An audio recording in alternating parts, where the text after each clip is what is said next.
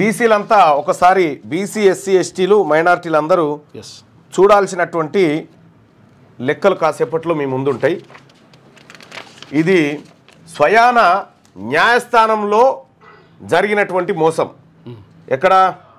High court of the state of Telangana notification 09/2025.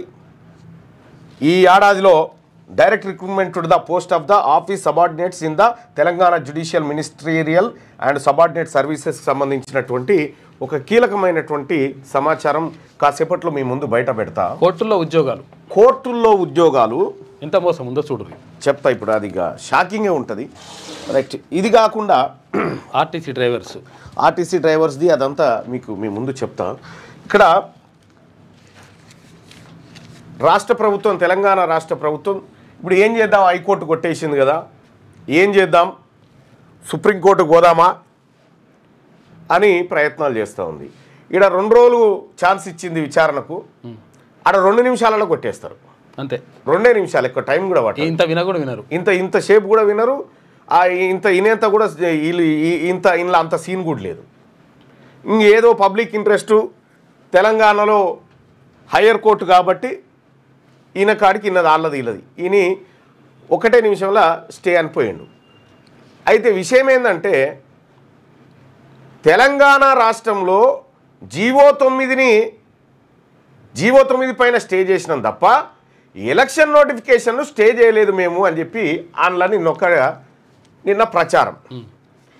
అసలు election notification GO number 9ని stay చేసింది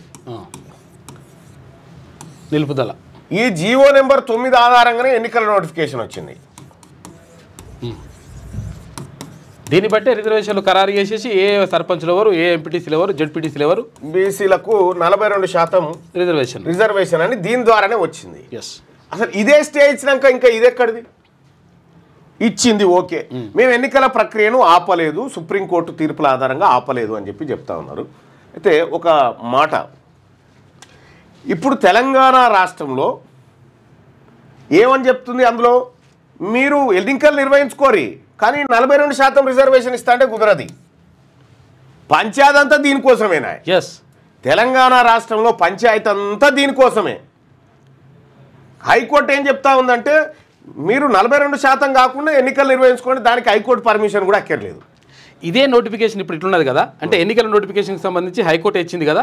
ఒకవేళ ఉద్యోగ నోటిఫికేషన్లకు సంబంధించి మధ్యలో ఫస్ట్ నోటిఫికేషన్ ఇచ్చిన తర్వాత మధ్యలో మేము ఈబిడబ్ల్యూఎస్ తీసేస్తున్నామని చెప్పేసి పెట్టుర్రి, కోర్టు పోగానే దన్మని కొట్టిపడేస్తుంది. అట్ట తీసేస్తావు, నోటిఫికేషన్ లేదు పేర్కొంటే అదే ఉండాలి కదా అంటది. అయితే అక్కడ డ్రామా చెప్దాం కానీ ఇక్కడ సుప్రీంకోర్టు పోతారట. సుప్రీంకోర్టు కాడ కూడా ఏం లేదు, లొటపీసి ఉత్త చేతులతో రావాల్సిందే.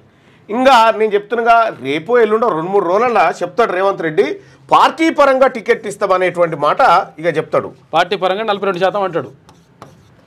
42% అని ఇక దమ్ముంటే బీఆర్ఎస్, దమ్ముంటే బీజేపీ అని ఊంకరిస్తూ ఉంటాడు రేపు పొద్దుగాల. ఆ ఊంకరం లేదు, అవి పిల్లి కూతలు పనిచేయి. ఇప్పుడు తెలంగాణ రాష్ట్రంలో ఎన్నికల ఇప్పుడు ఎన్నికల సంఘం ఏమంటుంది, హైకోర్టు ఆర్డర్ చూసినామా, మరి ప్రక్రియ ఉంచాలనా ఆపాలనా ఏం చేయాలనో వాళ్ళకి అర్థమవుతలేదు. ఇక జీవోనే లేదా, ఈ జీవో ఆధారంగా 42% రిజర్వేషన్ ఖరారు చేసి నోటిఫికేషన్ ఇస్తే ఇప్పుడు దాని పరిస్థితి ఏందని ఎవరు డైలమాలా పడి ఉన్నారు, ఏం చేయాలో అర్థమవుతలేదు ఎవరికి. ఇక్కడ పార్టీ పరంగా 42% అనేది చెప్తాడని చెప్తాడు.